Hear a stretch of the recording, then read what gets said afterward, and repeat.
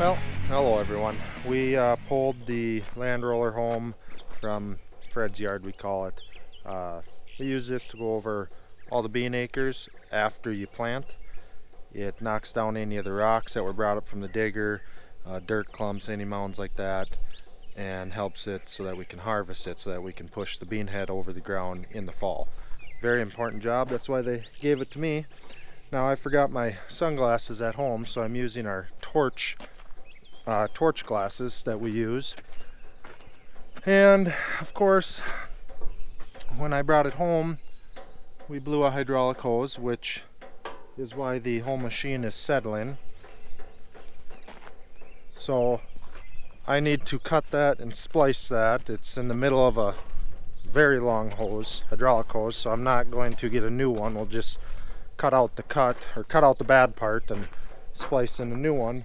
Also, I noticed right here, these hoses are rubbing and that one leaks. This is only a 3-foot hose or so, so I'm just gonna make a new one instead of having a splice in between there, because we do crimp our own hoses, and not that the crimper we have doesn't work like one you would use in town. It's just less things that can go wrong if you have fewer fittings on a hydraulic hose. So I'm gonna replace that whole hose. Otherwise, and the purpose of these is they push this little brake down onto that plate, and it keeps these rear wheels from going into a death wobble that tends to happen at high speed. So when you're going straight down the road, you engage that brake and keep it from starting to wobble. But you got to lift that up for a turn, otherwise it'll take the rear end of these drums right into the ditch because it doesn't want to turn. Okay, so I got the hose taken off. This one was 45 inches. I just cut the end off to show you guys. Both sides had a flared fitting in there. This is 3/8 hose. We store all of our hydraulic hose supply upstairs in the parts room, and then our hydraulic fittings, get these through John Deere. I got the hose cut. I got my new fittings found. I got another hose out there that is leaking, but it's a long one, so I am going to cut that part out and splice in 2 fittings that thread together, just so I don't have to take the whole hose and use up all our supply and whatnot. This land roller does sit out in the sun, or it sits outside its entire life, so these hoses get rotten. The zip ties on there get rotten. They pull off, if you get a strong wind, and it's just, the sun is hard on everything, plastic, rubber, all that stuff. So these things pop usually right when we hook up to it for the first time and try using it to move it home for the season. And if that one little spot rotted over the previous summer and through the winter, that then pops. And found 2. One happened to be more from a rub through, but the other spot just popped due to being corroded or cracked from the sun, and it was under a clamp where the hydraulic hoses are held to the frame, and so it maybe was being pinched its whole life, so that's why it busted there first. A little more stress, but yeah, we got the parts. We'll go crimp.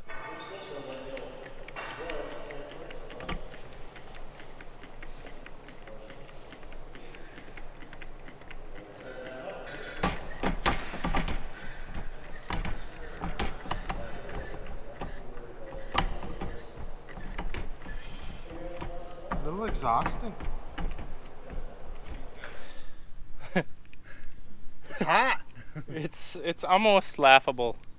So we're gonna do more splicing, just because we have deemed the issue to be these doggone clamps are actually rubbing through the hoses or pinching it and causing them, I don't know. Higher stress. It's a stress concentration location. Okay, there good. was the technical name right there. The oil. So we're putting more splices in. We have 3 more splices to do. Eric completed the hose. I got that all installed, and we just sent Brody with the checkbook to go purchase something. Yeah, you guys trust us too much. You are not going to believe what he is going to bring home.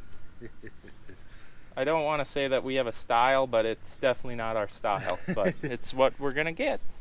It'll ride.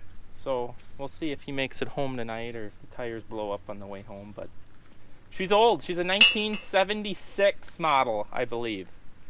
That's what we were told anyways. Is it? I think so. It's old, but it's. It might make the 2596 a little jealous. Oh, something will be jealous, all right.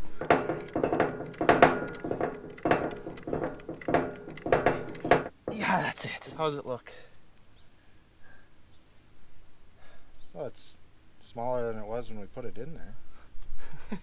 So I think a lot of the damage to the hydraulic hoses on this machine were due to the first year.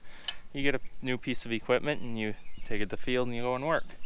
Well, then as you use it and a year goes by or 2 years go by, and you pretty soon you start seeing, you know, rub points where this rubs, and obviously here's rubbing, not causing any damage, but then you might blow a hose and it gets your attention looking at different rubbing areas and pivot points where it starts to eat your hoses up, and if not caught soon enough, you create a bunch of damage. We put wrap, which is basically just other hoses around it to protect it. Well, now what we've been seeing is rollers quite a few years old now, and they're just blowing underneath our wrap because they were previously damaged from when it was new. Anyways, we got that all fixed up. We got to do some more wrapping, and then the roller should be good. It's so hard to have nice things. Is that the fitting we just fixed? Oh my. See it squirt. Blew up another hose. Should just replace all the hoses on the whole thing maybe. So today we got the land roller home, and we are moving stuff over to our other farmyard to clean up the yard so we have more room to park stuff and things like that. So Doug was getting a glimpse of pulling the gravity boxes again. Did you miss it? The memories. Oh, the memories. Yeah. I wonder, do you think if we slingshot this corner, we can get ahead of him? You say it. Engaged. Oh boy, they're banging and rumbling.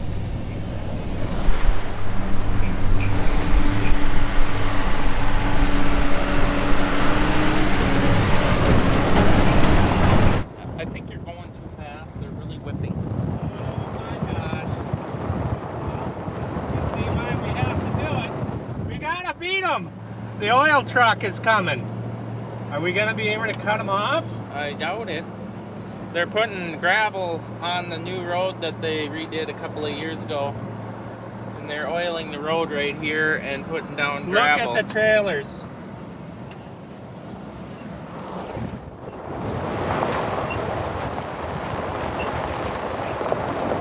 My gosh, that was exciting. How's Brody gonna make that? He's not gonna make it. You think he can drive on that? I'm gonna have to call Brody. No, don't drive on that. So what was the last year that you used a gravity box? Like actively used one? Like I know we do odds and ends things around the Bend site with it, but I'm turning my Rolodex trying to find that memory.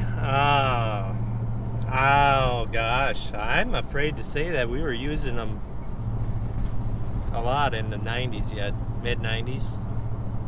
Maybe tapered off towards the end of the 90s. But I still have the visions of the flat tires and broken tie rods, bent spindles. Never tipped one, but that's all I got to say. it's a raw memory, huh? It's not the best. Yeah. Oh yeah. Hats off to all you guys out there though using them yet. They work good. But we started traveling too many miles, and they were okay about 3-4 miles from home. You could live with it, but if you had to go over that, then the 11L15 tire got a little overheated, and then they blew up and Combine hoppers now are bigger than what 2 gravity isn't that boxes crazy? are. Yeah. You had to really be careful if you got the bounce going, you know. For those of you that know, when they got that little bounce going, well, yeah, that shouldn't hurt, right? Now, what could that hurt? Until the rim split wide open and down she went. That never was good neither. Alrighty.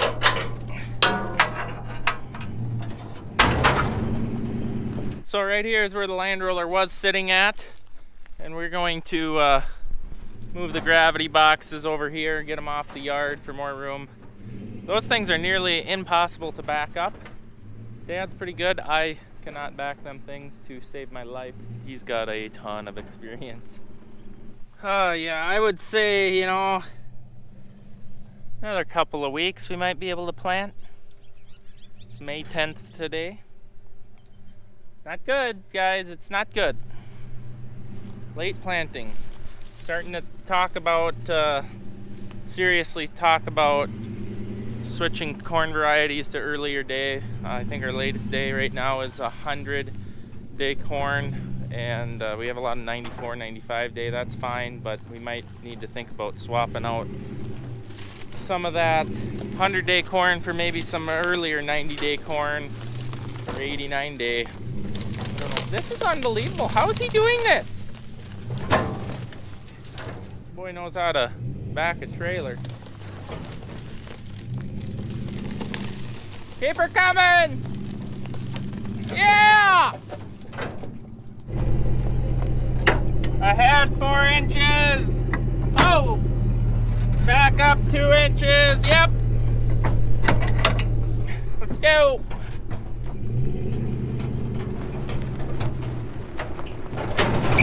Shall we experience a jackknife together?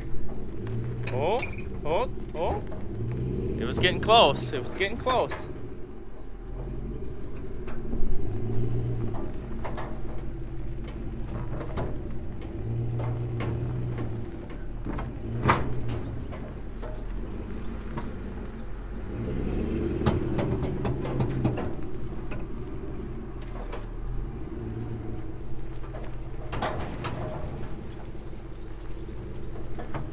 Why do you have to keep pulling ahead so much?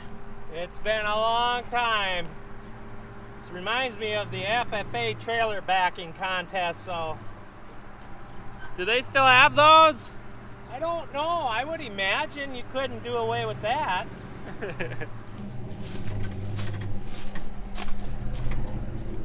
Truly impressive. Pull ahead a bit. Yep. That was pretty impressive.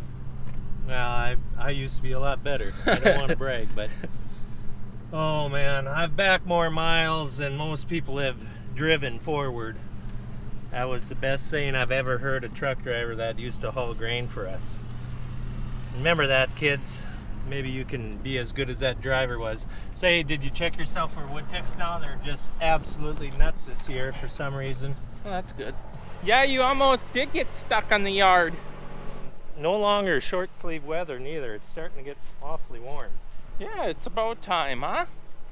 Oh, past time. It's only a month behind. On the bright side, this ain't covered in snow anymore. Maybe we can sell it now. So that guy that we are talking to who watches this video, you can contact me now. Oh, hey, Oh my gosh! injectors. They did get her stuck. This is just so not right. Oh, it's like conditions aren't fit. Why is that? Well, did you see you almost got the 5200 stuck to the frame? Well, I didn't. That was Eric. You can do anything. Well, I'm gonna do that. You're gonna do it. I'm not gonna get that on me. We'll drive down the ditch here.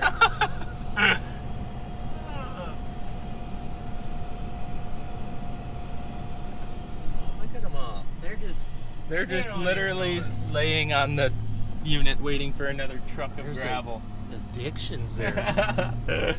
They're now looking. What was that camera about? What are they doing with that? I wonder too. All right, this is what we're trying to move here, because for the future bin that's going to be going to the south of that bin, this needs to be out of here. We got a pile of gravel here. Road restrictions are going off in 3 days, which means we can start stockpiling gravel if we want to. My hope would be that we'll be planting and not have to worry about that, but that is something that needs to be done, obviously, before July. And I don't know if you can tell, but something's a little different back there. Can't really put my finger on it though. So we did 2 days ago just get 1.8 inches of rain.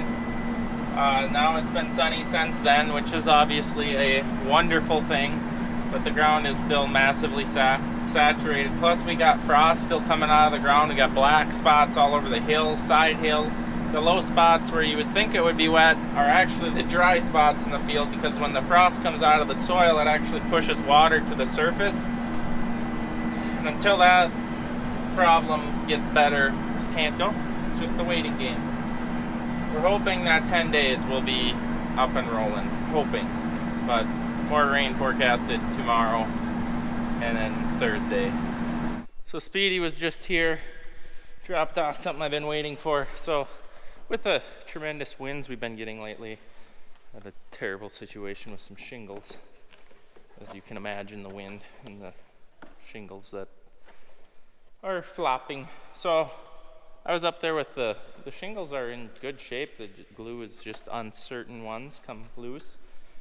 And so I was up there caulking the other night, and my caulk gun's ruined, and the roofing caulk is very, very hard.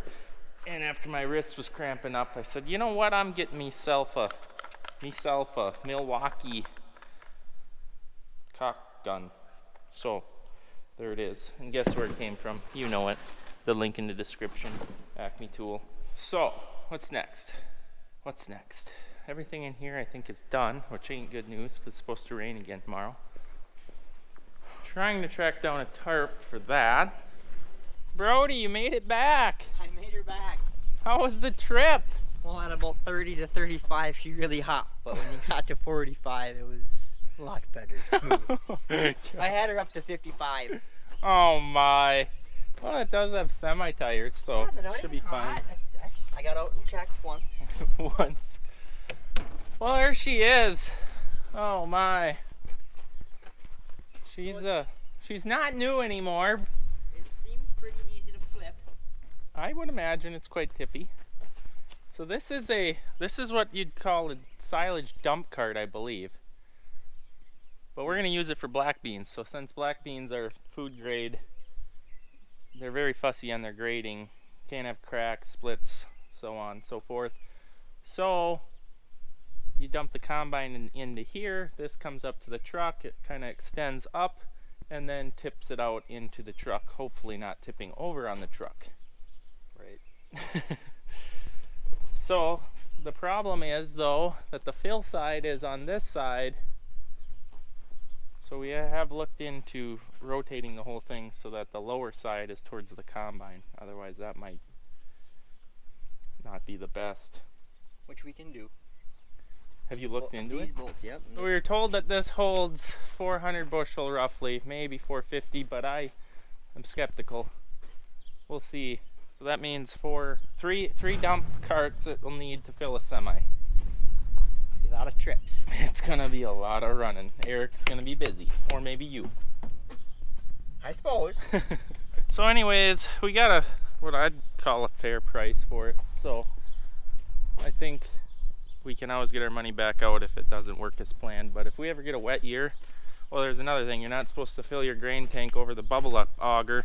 So then you're basically working with a half a grain tank on a combine, so you can only make it a half a mile. So that's where that'll come into play. Yep. It'll work. It'll work. Anyways, guys, I hope you enjoyed this video, and hope to see you in the next one. Right, Brody? Right.